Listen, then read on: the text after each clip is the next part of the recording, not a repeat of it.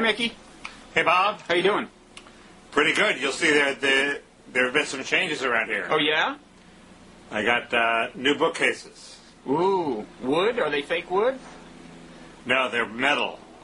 Where'd you get them? IKEA? Fake wood raises the danger of formaldehyde. You know that, Bob. I do now. So we avoid formaldehyde. Where'd you get them? Where did I get them? I got them Crate and Barrel 2. It's like for people who don't have enough money to afford Crate and Barrel. 1. Crate and Barrel 1, yeah, but they're actually pretty well made. So. Well, good. I'm for them. Well, good. There's been a little criticism of your backdrop, as you know.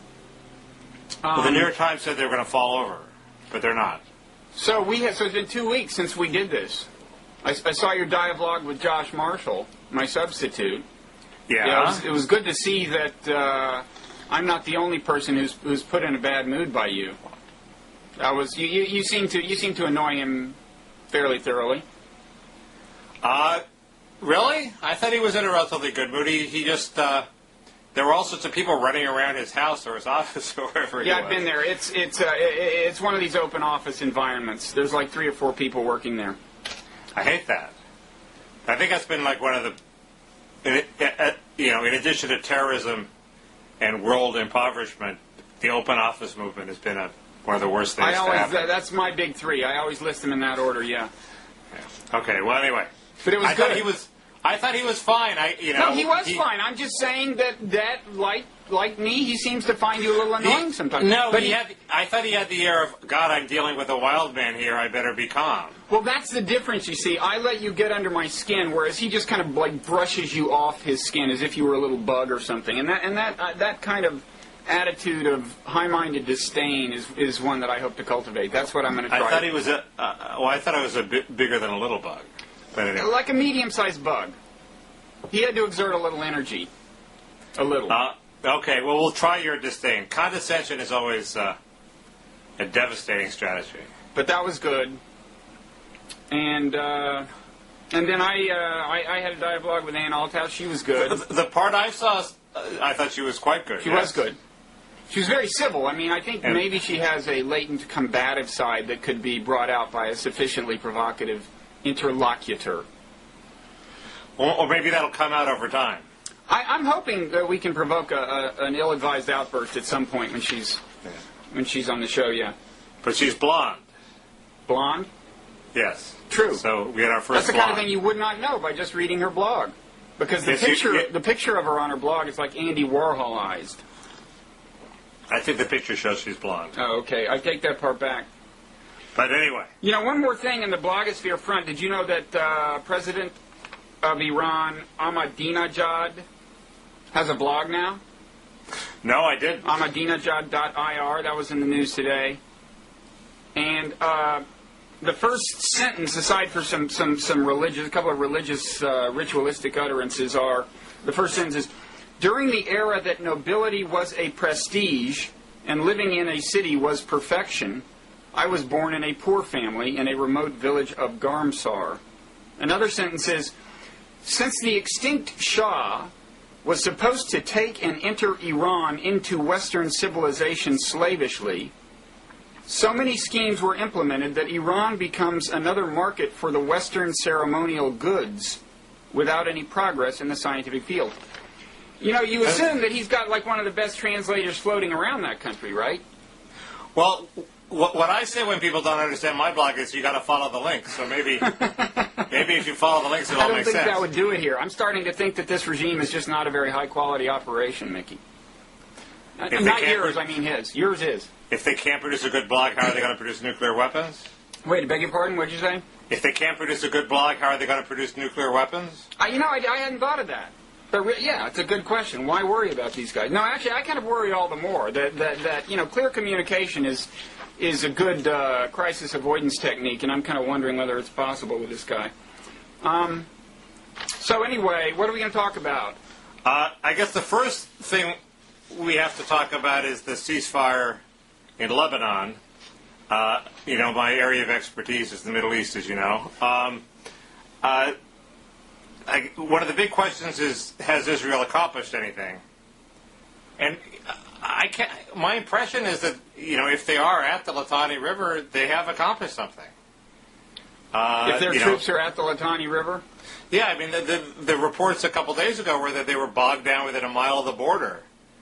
Well, if they're not bogged down within a mile of the border anyway, then they have at least a shot at making their northern border safer. Well, yeah, but they were supposed to. I mean, the idea was that they would be there and that they would clear out all of Hezbollah and Hezbollah's infrastructure in between their border and the Litani River. Whether that winds up being done is an interesting question.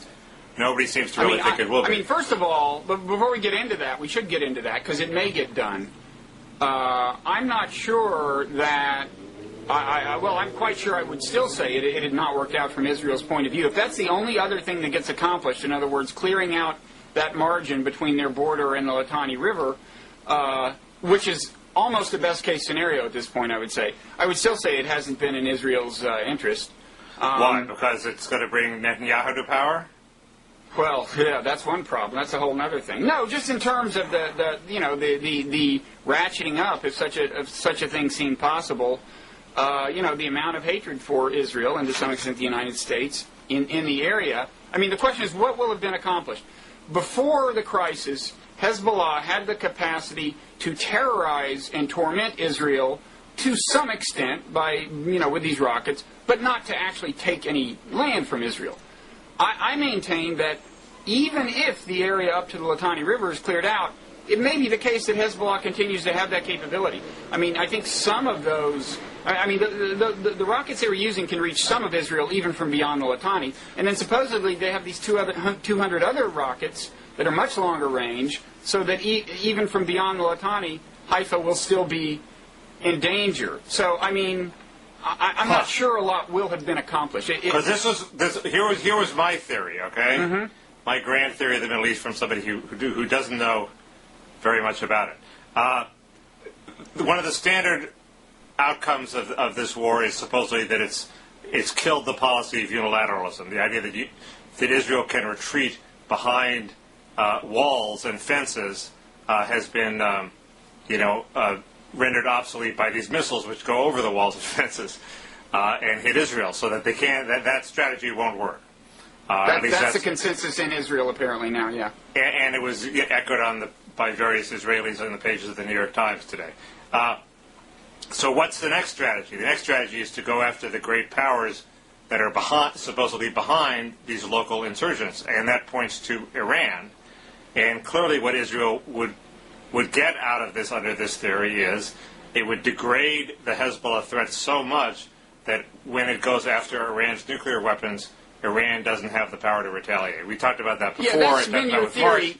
Again... The more you think about it, the more all the blazing arrows point in that direction, huh?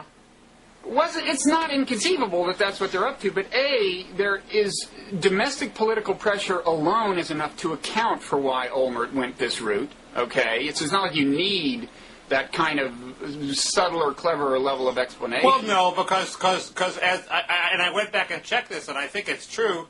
Hezbollah, they staged this raid across the border where they attacked the city and then they captured that was a diversion, and they had captured some soldiers down the road. They hadn't really launched missiles at population centers. Right. So as you say, Olmert had the choice of ignoring this provocation or making a big deal of it and attempting to roll up Hezbollah. Right. He chose the latter. But I don't see why there was huge popular pressure on him to do that until the missiles started raining down, which they didn't do until later. You may be right. You may be right. I mean, on the other hand, by his excessive response to the Gaza provocation, bombing the power plant and so on, he had kind of raised the stakes. I mean, if abducting a soldier or two and killing a soldier or two warrants that, well, then what is killing 8 soldiers and abducting some... Well, but he doesn't have to be principled or consistent. He's supposed to be prudent. No, he's a leader. There may have been something else, but again, I'm still not sure that the plan wasn't just... I mean, they thought they could clear Hezbollah out in a few days. And if you can do that, from their point of view, it seems like a tempting thing. So I'm not... I mean, maybe you're right. But in any event, as for whether this was some sort of preparation for a strike against Iran...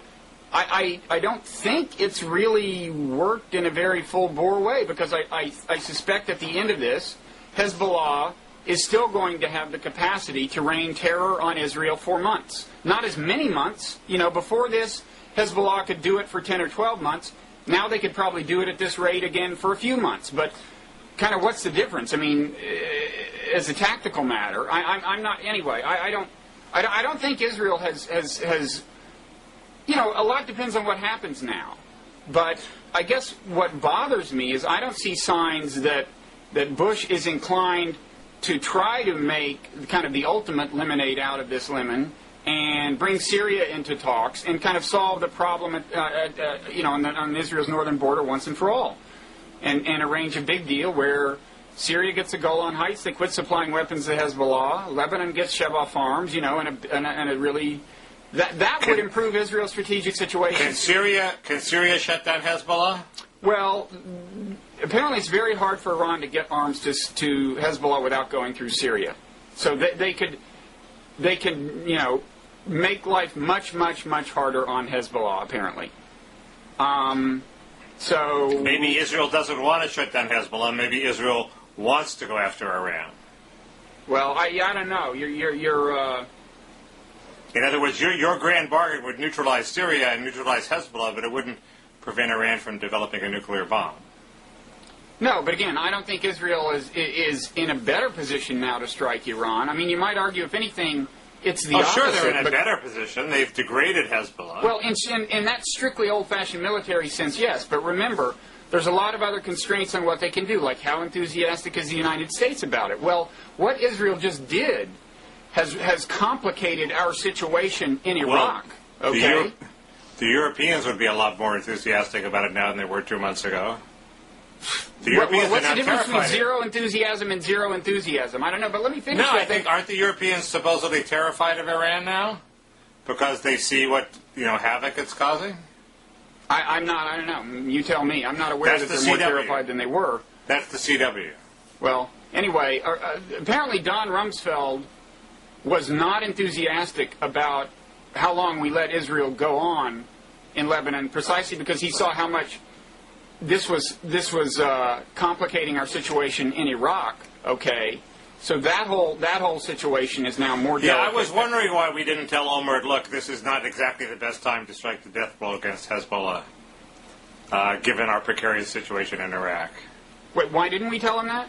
Yeah. Well, I mean, leave aside our interest. Why didn't we do what would have been in Israel's interest in retrospect, if you ask me, which is, stop him after a limited outburst, after a day or so of outburst, which would have been much better for Israel, because now their military has lost considerable credibility in the area. And B, as I said, certainly once Hezbollah started shooting missiles at population centers, domestic politics prevented him from stopping things on his own, whereas Bush had the capacity to step in and A, make it look like he didn't really have any choice, he had to stop, and B, that would have preserved the credibility of the Israeli military. So on a number of grounds, Bush should have stepped in. It was definitely, in my view, a mistake, unless he now turns around and makes big-time lemonade out of this lemon, which I'm not confident of. Well, the one possible out which you would like is that the ceasefire will break down, which is in fact, according to the Jerusalem Post, what the Israeli government expects. It's not clear to me how they think it'll break down, and will it break down in an obvious enough way that the world will somehow endorse Israel resuming fighting. I very much doubt that, but that is one operative theory of why this makes sense for Israel, is that they're not through degrading Hezbollah. Well, I can certainly see how the ceasefire could break down. It's a really delicate maneuver that has to get performed now, with Israel withdrawing as the Lebanese military, comes into southern Lebanon along with some UN force. And meanwhile, it's not clear how welcoming Hezbollah is going to be of this Lebanese military, or what the exact relationship will be, to what extent Hezbollah will have influence over the nominally Lebanese government force. If you want reasons to be hopeful, I think now that a lot of people apparently are returning to their homes in Lebanon, I think Hezbollah will be more reluctant to reignite hostilities, because they already caused a certain amount of havoc in Lebanon, and I don't think they want to see a whole lot more dead Shiites. And so it could conceivably work out. But I can definitely see the ceasefire breaking down, especially since Israel, the terms of the resolution implicitly give Israel the right to act in self-defense. I think not just in defense of the Israeli homeland, but in defense of Israeli troops. So I must admit, one of the things that bothers me about this whole situation, and this is a clever transition to our next topic. Well, I want to say one more thing. Okay. So it may wind up being a more abrupt transition than you hope. But anyway, go ahead. There's the sense that the people who say it's all there's this Ralph Peters article in the New York Daily News which makes 2 points. It's all one war against terror, i.e. Iraq and the war against Al Qaeda are the same war, and B. And Lebanon, throw Lebanon in there too. Well, the B is that the U.S. war and the Israeli war against Muslim fundamentalism are the same war. And basically, there's the sense that we're all Israelis now, or at least the United States is like Israel, doomed, as Stanley Kurt says, to an eternal battle against an enemy who will never quite be vanquished. And it seems to me the whole, after 9/11, one of the prime goals of American policy should have been to avoid becoming just like Israel. And there were, defenders of Israel who wanted us to be just like Israel and are sort of more comfortable in that position than others. And they seem to have at least won the mind of the Bush administration, so much so that he's now declaring, like Roger Simon, well, this is a war against Islamofascism, which was pretty shocking, given that right after 9/11 he was taking his pains to say we're not at war with the Muslim world, and he did not take those pains the other day. Yeah, no, that was, in general, I would say our strategy since 9/11 should have been to keep the clash of civilizations from becoming a self-fulfilling prophecy. But Bush has been acting almost as if it was his goal to make it a self-fulfilling prophecy. And this use of the phrase Islamic fascism... Well, it's more that he's been dragged into it. He never would have used that phrase 3 years ago. Actually, he apparently had used it once before. But okay. But he had not been using it much. And it's a terrible, terrible phrase to use because that many Muslims, although technically he's not saying all Muslims are fascists, that that's the way it's going to be interpreted. I mean, given the vagaries of translation and everything, after all, adjectives and nouns are often put together in exactly that way, If you heard somebody referring to, the Zionist fascists or something, you wouldn't think they meant those Zionists who are fascists, right? You would think they were saying all Zionists are fascists. And similarly, that's the way the phrase is going to be interpreted. This is just... No, but could we just pause and dwell on how irresponsible it is for the President of the United States to throw around a phrase that is going to significantly ratchet up the incentive of people to, kill Americans? That's just... Well, I want to make a point that will make the transition, but you have this other point you want to make, so why don't you get it out so I can say what I have to say? Okay. What's your additional point on Israel? I can make it at any time. It's just related to Lebanon. It's just that I'm seeing some signs. There's a meme that I would like to see get some momentum. It's the virtues of tactical restraint meme. Okay? In this particular case, the idea is that, if Israel had done nothing in response to this provocation, it would probably be better off than it is, and would be held in much higher esteem in the world. Its military wouldn't have suffered a loss of credibility, and so on. Certainly, if it had a brief outburst and was then restrained by the United States, it would be better off. And the point is just that a lot of times, the smart thing to do is to not exact retribution, even that you're entitled morally and or legally to exact. And encouragingly, I got into this a little in the dialogue with Ann Althouse, but also Caleb Carr, who actually is kind of a war on terrorism hawk generally, had a piece in the LA Times making much this point, that both Israel and the Palestinians had often failed to understand the virtues of tactical restraint. Kevin Drum drew my attention to that by linking to it and discussing it. And anyway, it's been noted, Kevin noted, and it's true that it's hard to sell this meme because retribution feels natural, it feels justified. And I guess I mean, I'd be tempted to invoke the image, the French soccer player Zidane, the headbutt. It's a little like that, I mean, yeah, in some sense you're entitled when somebody's talking about your mother, but kind of ultimately that was just stupid. But I guess probably that's not the rhetorical magic bullet we're looking for. It's close, here, right? though, but yeah, I agree with you. But I don't want to wallow in it. If people want to wallow in anti-Bush feeling, no, that's not the point. The point is to really look at this week with George Stephanopoulos. It applies to a lot of contexts. I mean, first of all, I should say that if nothing else, this Zidane thing gives me an excuse to link to what I think is a kind of a funny video page where somebody did some creative things with the Zidane video, and I'll link to that. But secondly, I think, and maybe this will be our transition, the idea of tactical restraint has a lot of, it makes sense in a lot of contexts, and I think, in a way, this is a stretch of the concept, but when it comes to foiled terrorist plots and things, we should kind of not overreact, even in terms of kind of the magnitude of the precautions we take after these things are uncovered. Well, I'm willing to take magnitude of precautions. The point I was going to make is that it's not just the war against Islamofascism. There's a question of whether we want to call it a war at all. I had always resisted this, what would be a liberal meme, which Matt Miller started years ago, saying we shouldn't call it a war. And Jim Fallows has a piece in the Atlantic saying, well, maybe we should have called it a war, but now we should declare victory and end it. That's sort of a gimmick that allows him to stop calling it a war.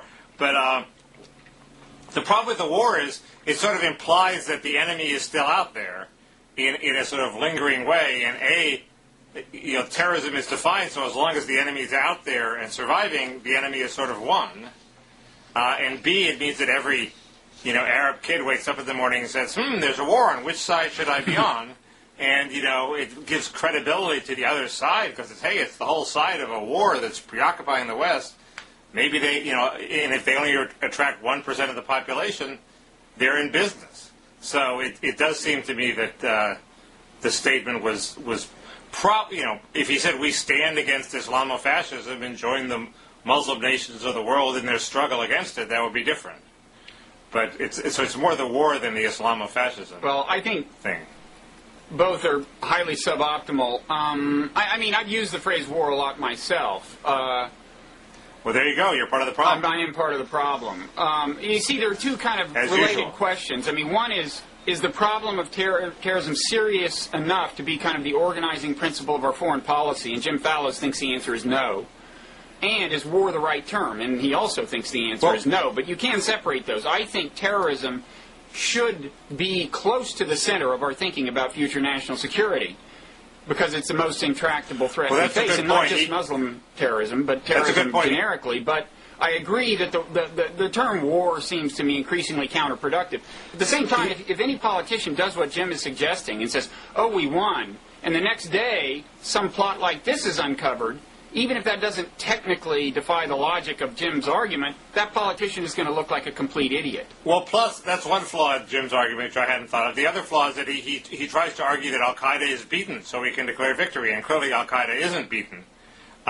Unless you think this latest foiling of the terror plot against these airliners represents a significant weakness on the part of Al-Qaeda, which some people have argued. I think I saw a Stratfor argument to that effect. I'm not sure that's true. Do you think this... we foiled the plot. Good. We don't know what other plots are out there, and does this show that they're alive and plotting, or does this show that they can't plot without us finding out about it? Well, it's kind of encouraging on the second front, but at the same time, I think it shows that the question isn't whether Al-Qaeda has been defeated. I don't think we still know whether Al-Qaeda per se is related to this, right? Right, but my point is, instead of declaring victory, we could just, stop talking about it. That seems the better strategy than Fallows' strategy. Fallows thinks he's coming with declaring victory. Look, you can't expect a politician to do it. Anybody who does it risks looking like an idiot the next day, and And it's manifestly untrue. We haven't won. Right. I think you can argue that war is not the right term. Right. I mean, even if we've defeated Al-Qaeda, one thing that this plot illustrates is how much more fluid than that the the enemy actually is. I mean, well, but that's okay. If we had defeated Al Qaeda, we could declare victory and then just shut up about it. We could declare victory against Al Qaeda, but the fact is that terrorism as a phenomenon, but that's different. Well, right, but it's called the war on terror. It's not called the war on Al Qaeda. What's worrisome about terrorism is how fluid it is, how far potentially it goes beyond Al Qaeda, and Right, and the goal now should be stopping the copycats, not stopping Al Qaeda. Well, exactly, as some of us have been saying all along, that's ultimately the bigger problem, and I think the Bush administration has been kind of slow to grasp that, and continues to want to link everything to Al Qaeda, so that it doesn't have to complicate its worldview. Well, now it's linking into Islamofascism, so that's potentially broader than Al Qaeda. It's still leapt to the conclusion that the speculation that Al Qaeda was related, whereas the British weren't doing that. But clearly Al Qaeda is related. You don't think this is an Al Qaeda deal? I don't think we know. But certainly one thing about it is it's the kind of thing that didn't have to be, right? If you wanted to just take down one plane, this is something like 5 guys could just decide to do. As long as one or two of them wanted to... I actually think these weapons, these liquid weapons, are... Danny Benjamin seems to imply that it's quite hard to develop them technically. You got to have the liquid; it has to be stable somehow. Yet, when combined with this other thing, it okay. Well, good. Maybe it does require more in the way of infrastructure than I thought. A lot of things that seem technically difficult now are easy as pie in 10 years. So. Yeah. Can I complain briefly about the way this has worked out spin-wise for the Democrats? Yeah, I think I'm going to agree with you again, and then we will spend half an hour agreeing. But go ahead. But in such engaging and entertaining fashion, Mickey. Less engaging than previous I was just disappointed by, Lieberman came out, trying to, well, I won't use the word demagogue, but trying to exploit this rhetorically and say, this just shows that Ned Lamont is, hopelessly deluded because, if we pull out from Iraq, this will only embolden, terrorists such as this. Right. And that was the connection he tried to draw between Iraq and this foiled plot. And right, but he was attacking his Iraq policy, not attacking his general attitude to the war on terror. Well, and right. He is vulnerable on Iraq. Let me tell you what Lamont said in response. Mickey, we haven't gotten to my complaint yet. Okay, well, I'm trying to, Trying to speed the thing along. I'm trying to interrupt these long harangues with little nasty points. Okay, what's the nasty point? No, the nasty point is Lamont is vulnerable on Iraq because he does want to pull out, and that would be a disaster. So it seems to me Lieberman's entitled to make that point. Well, wait. It would clearly be a disaster to pull out? Yes. The other thing that's happening with Iraq... In previous dialogues, you have said we should not pull out precipitously. You said that. I mean, I have said that. Maybe you're changing your position to the Peter Galbraith retreat to the Kurdish stronghold position, and you're allowed to do that. But that has not been your position. Well, your position first of has all, not been Lamont's position. You've been saying that Lamont's position was irresponsible, as it is. No. First of all, I've been saying I was not yet convinced that it made sense to withdraw. Secondly, the frame of analysis has been totally what the implications for Iraq. I just said it's not clear to me that chaos won't ensue. Lieberman is saying something else here. He's saying that it will be seen as a sign of retreat and will embolden these kinds of people. Now, it may do that. That's one arguable effect, but there's a whole other side of the equation in the Iraq War, which is that the Iraq War has clearly increased the number of young males around the world who are willing to commit suicide to harm Americans, okay? Well, that's what Lamont should have said in response. Exactly. That's what the whole liberal blogosphere should have said, and it was disturbingly slow to figure it out. That's what they all said on Chris Matthews on Saturday. Finally, after 48 hours or whatever have gone by. I mean, look, when the New York Times calls Lamont and gives him Lieberman's remarks, the paraphrase is, Lamont questioned whether the war in Iraq had any bearing on terrorist designs on Western nations. No, it does have a bearing. It should be talking point number one for you. The Iraq War has increased the number of terrorists against America. And that should be like an instinct for him at this point. He finally later issued a statement, when illustrating that he could make this point. Well, they're done in by the paranoia of the Bush administration. Harry Reid was, too. Harry Reid's statement was, well, there goes Bush playing politics again. Well, if Bush was right, he'd be perfectly justified to play politics with it. I did a technorati search, and that's what almost all the liberal blogs were saying at first. What a despicable exploitation. No, they should have turned it around immediately and said, I can't believe Lieberman has the gall to bring up Iraq in this context. Well, that's because they're so locked into their hyper-partisanship that the first thing they look for is the Cheney conspiracy. Did he know about, the impending roll-up of the terror plot when he criticized Lamont on Wednesday? Did he know what was going to happen Thursday? Instead of dealing with the substance, it's all these partisan tactics. Well, anyway, I'll tell you, so slow afoot was the left-wing blogosphere that I finally read this point in the MSM in a Paul Krugman column.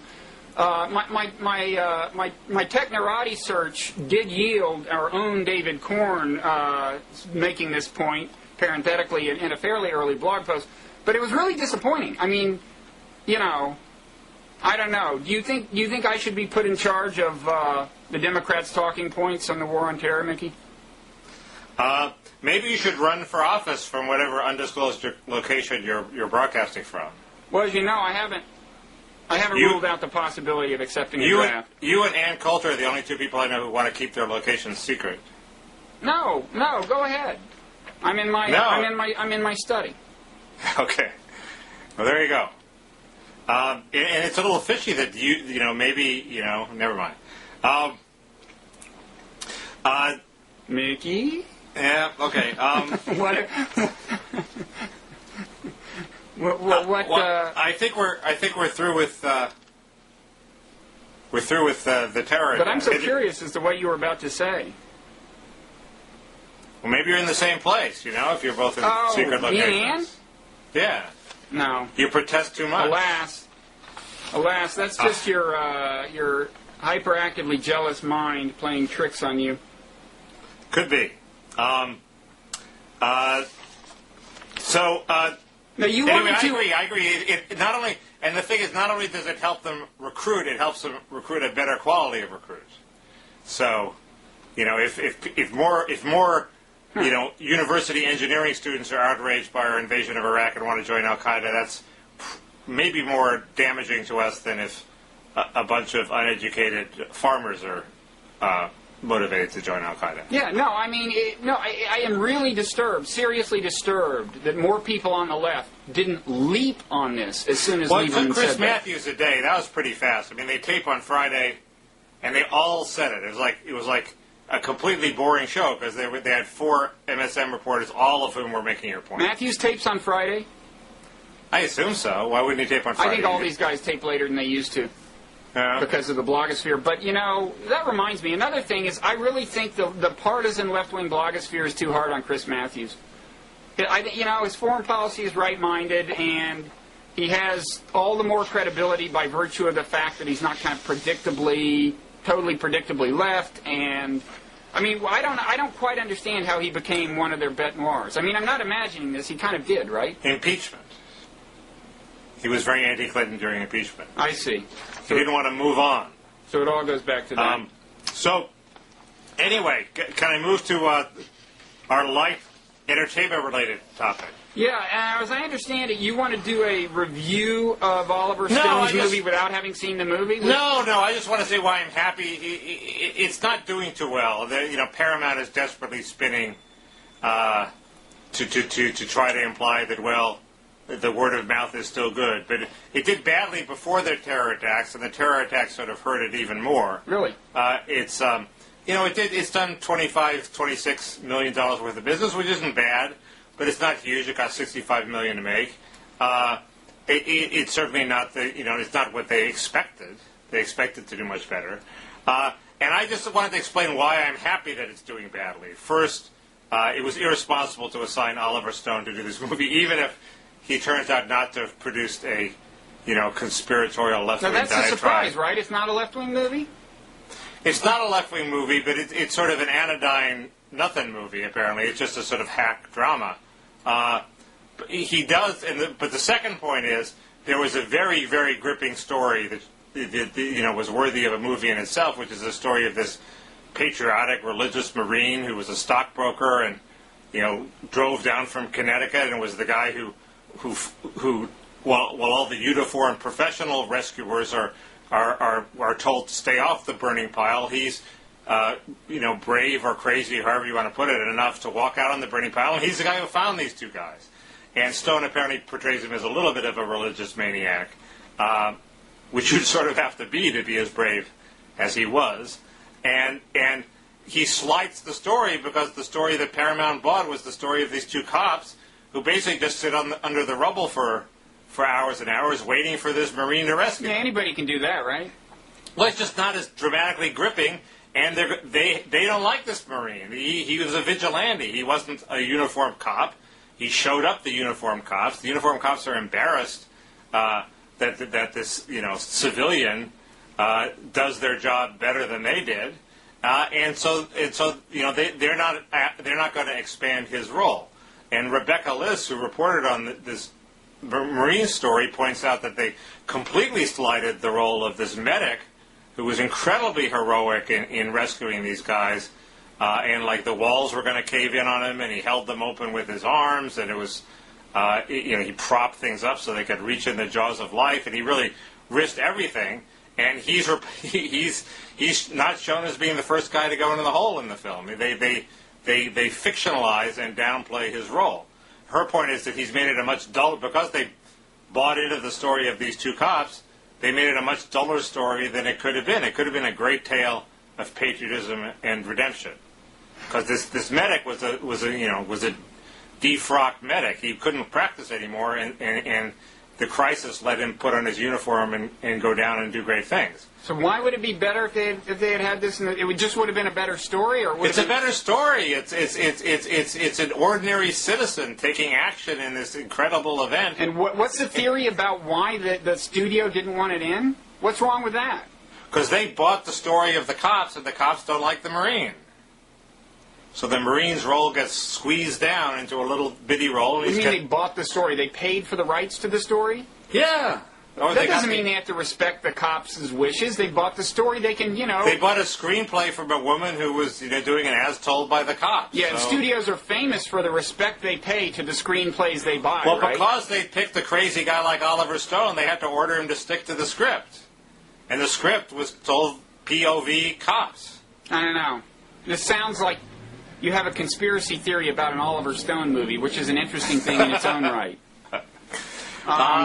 Well, that's why Oliver Stone is so conspiratorial, because he works in Hollywood where everything is a conspiracy. Yeah. But anyway, I'm happy if it fails. I'm always happy if he fails. I mean, my complaint about him, here's a riddle. What do Oliver Stone and George Bush have in common? They both have something to do with Woody Harrelson. No, they both have Manichaean views of the world. They both view the world in terms of good and evil. I hate that, whether it's on the left or the right. It's not good for the world. If you look at an Oliver Stone movie, whether Platoon or Wall Street or whatever, there's these good guys and these evil guys. I don't like that. Interesting. That's not the way the world is. Wasn't Natural Born Killers subtle and nuanced? Yes. I mean, they were evil guys. The media is responsible for all violence in the world. That was really subtle. And you, of course, know what the unsubtle connection between Natural Born Killers and the Lamont Lieberman campaign is. I do not. Jane Hampshire, the Fire Dog Lake blogger who got Lamont into trouble by running a picture of Joe Lieberman in blackface, was the producer of Natural Born Killers. Wow. And apparently wrote a very good book about it. It was a famously decadent and drug-addled set. And she apparently tells all in her book. Does she? Yes, I don't know whether she ultimately disowns the picture or not. She's a very smart lady. Yeah, well, it's a good blog. We should have her on. That'd be great if she'd do it. You assume there's anyone who wouldn't do Blogging Heads TV, Mickey? No. I have to fend off the people too. So. Mm. Okay. Well, anyway, neither of us likes Oliver Stone. Nope. What about the threat of kausfiles? You said you read Kevin Drum's blog before, but I know you were just reading it by accident when you were really looking for his attacks on me. Well, it certainly was the tastiest thing I came across while I was looking at it, I'll say that, And you emailed me about this thing that someone said about us well down into the comments section in this blog item that Kevin wrote about you, which we'll get to. But yeah, I don't have a lot of fans in Kevin's it comment amazed section. me that you could get down that far into the comment section, because when I was reading that, before you had emailed me, I was thinking, man, if I was Mickey, I mean, this was just Mickey hater after Mickey hater. I said, if I was Mickey, I don't think I could get 4 or 5 entries into this comment section without dialing 911, or at least like bailing out completely. I mean, that was, woo, you got some people who don't like you. You develop a thick skin in the blogging world, You have thick Bob. skin, I'll give you that. And I don't, and congratulations. But, whoa, do they not like you? Well, their basic point, and this is the substantive point, is, and this was, Paul Krugman made this point years ago, is that, we neoliberals are a bunch of old fogies who were still fighting the wars of the Carter era and the Mondale era and thinking that liberal special interest groups are the problem and the problems of liberalism are the problem, when really the Republicans are so evil that the only moral thing to do is wage an all-out, solidaristic, partisan, vicious, nasty war against Bush and his evil cronies. And I don't think that's a crazy view. It just happens not to be my view for a bunch of reasons. One, the main reason is it's an Iraq problem. What do the Democrats do? It's one thing to demonize Saddam Hussein and throw him from power. What do you do when you've won? What are the Democrats who've demonized Bush going to do when they throw him from power? Answer, they're going to screw up again just like Jimmy Carter, and then they'll be out of power again soon. So it seems to me it is the better course to guard against that, and that's what I try to do, Anyway. You're the military police in your metaphor. I especially in this said... war against the Republicans, you're the military police. No, I said in my dialogue with Josh that I could say that, but I admit that I take too much relish in it I'm not a... Well, here's the thing. I mean, the argument... To be a military police. The argument you just attributed to them is not the argument that Kevin made in the post I saw. I mean... Kevin made the argument is, where are all the anti-Bush posts? Why? You have 80% anti-Democratic posts, 20% anti-Bush posts. Why don't you, generate some really boring anti-Bush posts that are the same as the ones everybody else says, and then you'll convince us you're anti-Bush? Yeah, I agree. I mean, here's the thing about you, is just the frustrating thing about you is this claim that ultimately your sympathies are with the Democratic Party just kind of rings hollow. We had some heated exchanges during the last presidential election because you claimed you were for Kerry. Yet you devoted all your blogging time to reducing his chances of winning. And when I asked you about that, I said, look, Mickey, clearly, emotionally, you're not for Kerry. You kind of acknowledged it, and you entered a plea of, poor impulse control or something. I mean, what was I see the role of being if I were running for office, or even if I was on Blogging His TV, I would try to present a fair and balanced assessment of my views. When I'm a blogger, I try to say first I try to say what I think. The whole virtue of blogging is that you're getting the unfiltered what people think. I don't try to say what is solidaristic with my fellows in the Democratic coalition. And second, I try to say things where I have something to add to the conversation. I try not to bore people. I try not to write things that I wouldn't want to read, where I say the same thing everybody else says about how President Bush is encouraging more terrorists. Fine, but if I have said that. I say that once every 6 months, and so what? Okay, but if I could try to add a third item to your list, I mean, if you're a blogger, I don't see how you can get up in the morning, every morning, and keep blogging if there isn't this third goal of, on balance, influencing the world in what you consider to be a kind of good direction by your lights. So if it's true that you've come to the conclusion that it's better for Kerry to win this election than for Bush to win this election, and yet you spend pretty much all your blogging time trying to make it more likely that Bush will win, I really just don't get that. I really don't. And I told you at the time, and I still don't. How did that happen? I wrote a ringing endorsement of Kerry. Yeah, you wrote one endorsement whose sincerity was called into question by everything else you said. No, its sincerity was enhanced by the fact that I clearly wasn't a Kerry shill. and I wrote it a week before the election, which is when you write things that you want to influence the election. 6 months out, I said what I thought about Kerry, which turned out to be completely true. You're arguing one should suppress the truth that Kerry is a dork. No, you can say it once, but it wasn't just what you said, Mickey. It's that. What can one say about Kerry's flaws? According to you, one can say nothing, because every little thing you say is going to help Bush. No, you say it once, but when you're getting up day after day and deciding what to write, you call attention to the things that you think will increase the chances of your candidates winning. I mean... Well, until the end of the convention, I actually held out hope that Kerry wouldn't get the nomination.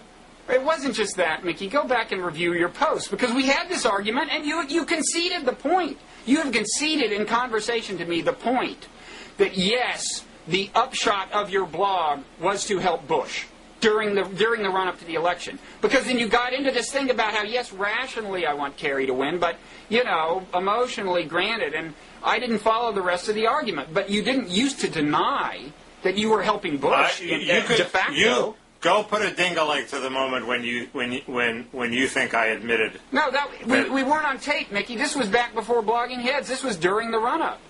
Oh, so there's no record of this? No, there's no record. I'm just saying it happened. So it's your word against mine. That's correct. I don't recall this moment.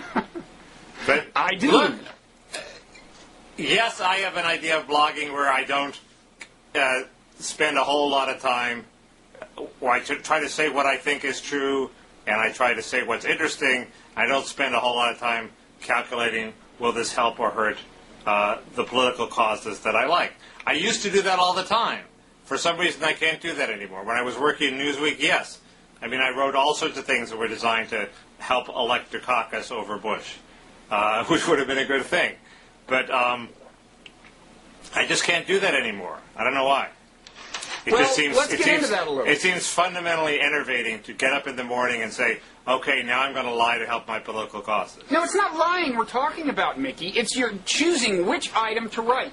You get up every day, Bush has said something stupid, Kerry has said something stupid. Which do you write and about? There are I'm not asking you to be dishonest. And there are 100 bloggers saying that Bush has said something stupid, and nobody's saying that Kerry said something stupid. No, Mickey, there are 100 bloggers on the right saying that about Kerry, and it just so happens they're the group you identify with. What I can add to this conversation is pointing out that Kerry has said something stupid. I'm not writing in isolation. You're adding nothing. You're just an echo of Instapundit. You're not adding anything, Mickey. I don't have the Andrew Sullivan fallacy where I think I am responsible for giving a view of punditizing on everything. I know my place in the blog ecosystem, which is I'm the guy that snipes at Democrats while there are 100 people who defend Democrats. Fine. If I were the only blogger in the world, I would write it differently. Mickey, there's 100 bloggers trashing Democrats every day. You think you're rendered unique by the fact that you claim you're actually a Democrat and you're doing it. Well, isn't that eccentric? Yeah, it's eccentric, and there's a reason it doesn't happen more often. It's incoherent. It's not incoherent. Why are the only two choices in the world to be a Democrat or a Republican? I went down the list of things that the Democrats do that I really don't like. And some of them they've come around on, but a lot of them they haven't. They're pro-giving cash welfare to people. Well, they've pretty much come around on that, not completely. They're pro-redistribution, which I think is sort of futile, but makes sense at the bottom, so I give them a pass on that. They're pro-affirmative action, which I think is a bad thing that divides Americans. They're not going to give up on that. In fact, they're so vindictive about it that even though Joe Lieberman kowtowed to them on that, Jesse Jackson and Al Sharpton showed up to get their revenge many years later in Connecticut. They're for supporting the teachers' unions as they help destroy the public schools. That's a bad thing. Their policies tend to degenerate into slush funds for Democratic mayors. That's a bad thing. And they've added the point of this immigration reform that's going to lower wages at the bottom, make the poor poorer, and threaten to split America apart. So am I supposed to say, hey, I really like those things because the Democrats are for them? No. No. So why is it incoherent? No, again, it's all in what you choose to spend your time blogging about. And let me say that... Well, all you care about is Iraq, Bob. You want to spend every blogging head talking about Iraq. Well, yeah, but I'm not sitting here claiming that I'm actually a Bush supporter while I diss Bush's Iraq strategy and his war on terror strategy. I mean, my identity seems to me pretty coherent. I say I'm against Bush. I talk like it. It's coherent in that sense, but you're being very highly selective in the issues you care about. Well, and when the Democrats get into power, it's going to be a disaster because you haven't addressed any of the problems of progressivism, whatever the hell that is. Hey, progressive realism, buddy. Okay, sorry. Careful. Well, that's a delicate meme. The point is, and this is actually a good point to segue into our last topic. Not kausism, but kosism. I had underestimated the extent to which the philosophy of Daley Kos and his cohorts in Move On, like Eli Pariser, is a real phenomenon. And they call themselves progressives, but what the heck does that mean? There are a number of sort of principles of this. One is, which I had underestimated, which Noam Scheiber wrote a very good piece about, is they claim to hate the special interests of the Democratic Party in favor of some larger vision of progressivism. Well, do they claim to hate the special interests or to... Kos has a good chapter in his book where he attacks the special interests. Now, my point is, he attacks them not because he disagrees with them, but because they're so monomaniacal in pursuing their own little interests that they're ineffective at pursuing those interests. We would get better environmental protection if environmentalists weren't such a single interest group. That's his point. So it's progressivism over special interests, partisanship. Some bloggers said partisanship is the new black. Lieberman isn't partisan enough. We need a strong partisan thrust against the Republicans, against Clintonian triangulation. That's the second principle. And the third principle is probably, I would say, partisanship over any sort of self-criticism. That's the point that you were just making. That's sort of coherent, but it all depends on there being a viable philosophy and set of policies to go in this unspecified bin marked progressivism. And aside from health care and raising the minimum wage, I just don't really see it. Unless it's the same old interest group demands that were there before. So you're saying it's not clear that say, Kos has a real agenda, policy-wise? Well, that's certainly true, and they've hit on this partisanship as a way to obviate what I would say is the necessary policy critique, where you may end up saying the Democrats are wrong on something. Yeah, well, I want to clarify. I'm not complaining about your doing that, and you've been very effective in doing that. In order to do that, in order to justify doing that, I have to spend 5 times as much time writing what everybody else says against Bush. No. That would make you happy. No, well, first of all, the things you are saying in critique of the Democrats are things other people are saying. It's just that they're people who are calling themselves Republicans. So, I'm not saying you've never been original. In fact, wait, let me say a couple of nice things about you, Mickey. That's not necessarily true. What? That's just not necessarily true. People aren't saying we need to cut Social Security so we can make way for national health care. That's not a Republican position. Well, I'm sure you're not the only person in the universe calling attention to that fiscal trade-off. But let me say... there are a lot of people in the center of the Democratic Party. I agree, but the left hates them too. Well... And they make exactly the same critique against Fromm and Bruce Reed. There's nobody who they hate more than Al Fromm. Yeah, well, let me say, first of all, in your dialogue with Josh Marshall last week, I thought you held your own in arguing that there are these kinds of issues that need attention and that you're calling attention to. That's not my criticism. And, I'm a big fan of your book, The End of Equality, and I supported you on welfare reform, or we both supported it or something.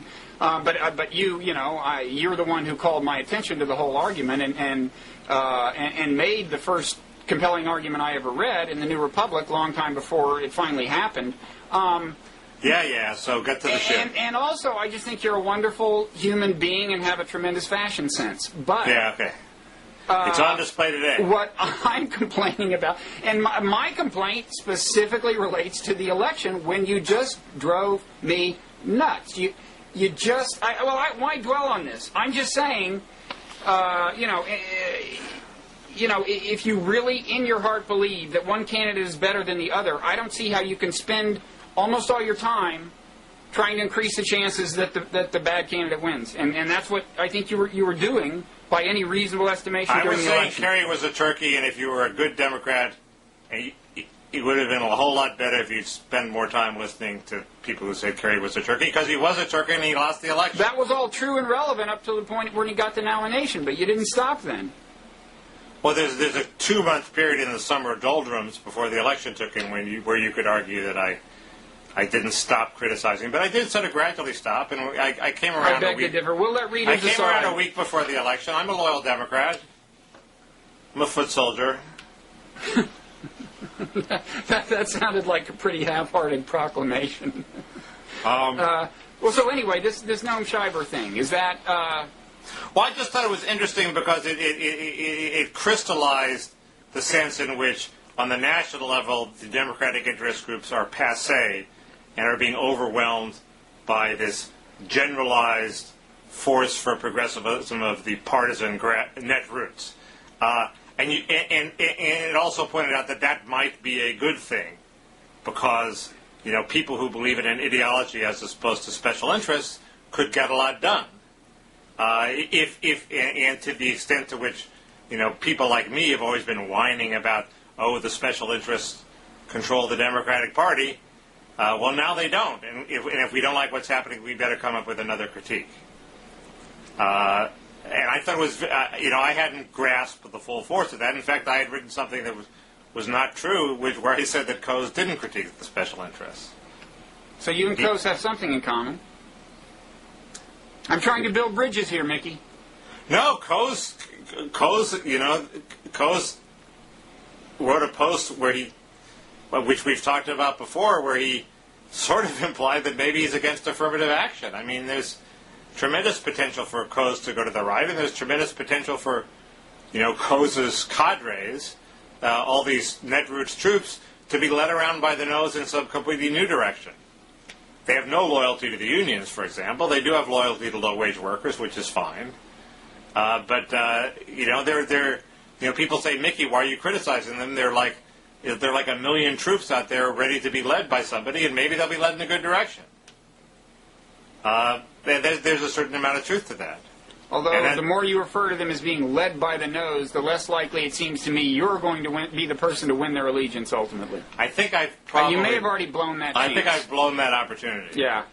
Yeah, I didn't get the end of the... I'm not sure I understand the very end of the Scheiber piece where he says... the problem is that you take a Harry Reid who's turned out to play this atmosphere very ably, right? He plays the, what does he call it? Counter-Bushism is the reigning ideology in the net roots. And he says he does that very well, but in this, what was it he said? But in the future, how will someone like a Harry Reid come up through the ranks? How will he win in local elections without being a special interest partisan or something? What was it? Was that it? Well, I think I agree. It doesn't make any sense. I mean, you wouldn't get Harry Reid, but you'll get some other people who will rise up through the ranks through the net roots. Although, he may have an argument there if he's saying that the problem is that special interests will remain important at the local level. So the criteria for rising through the ranks as a politician, as a Democratic politician, will be different for the criteria for successful performance once you're a national politician.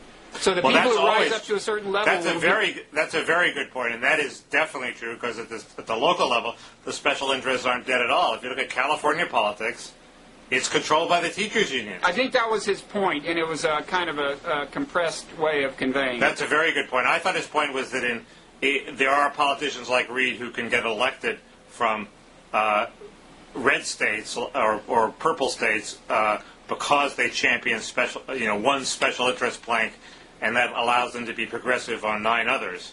And those people won't get elected. And if you ran on a straight progressive platform and screw the special interest, maybe you wouldn't be a senator from Nevada. So I thought that was his point.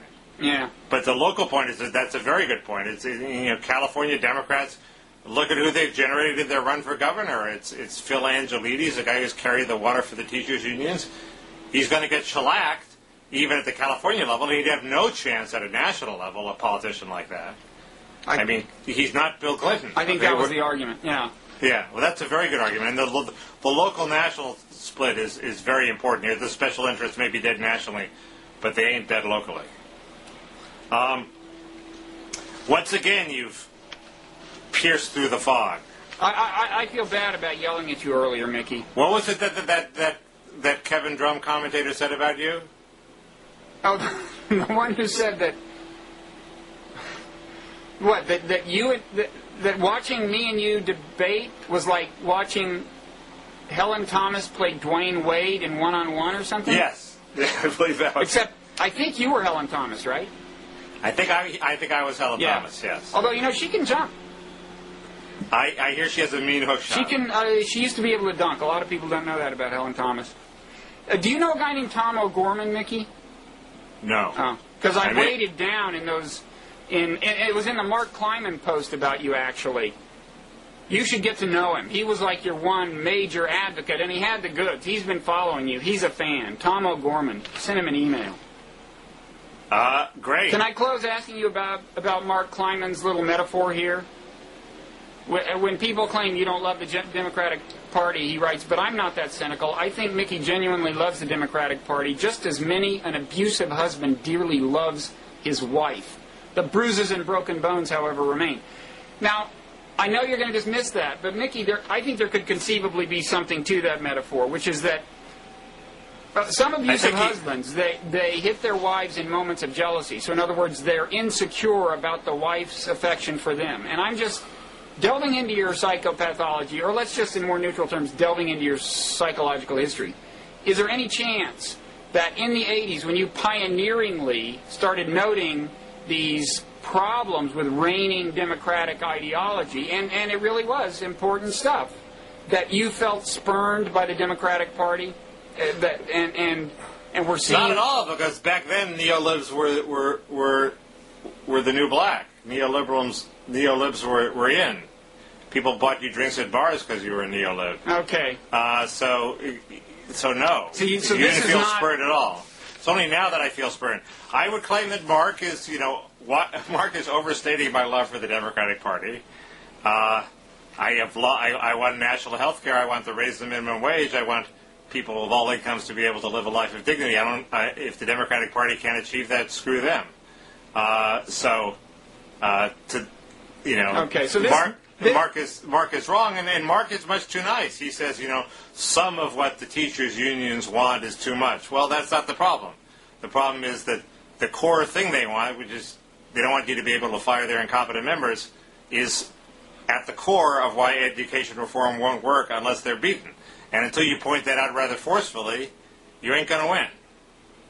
Well, I don't know enough about teachers' unions to argue with you right now. We're running out of time anyway, but okay. You deem that last success to get at the roots of what I call your psychopathology as having been unsuccessful then? Almost any theory that relies on my sexual insecurity will be right, except that one. Well, no, but the problem with it is that it wasn't sexual insecurity per se. That was merely a metaphor for it. It was an analogy. Okay, well, maybe that's the problem. That is the problem. Next week you should go for the real thing. So next week we will talk about your sex life per se. But that's not true. You said I was spurned as a neolib in the 70s.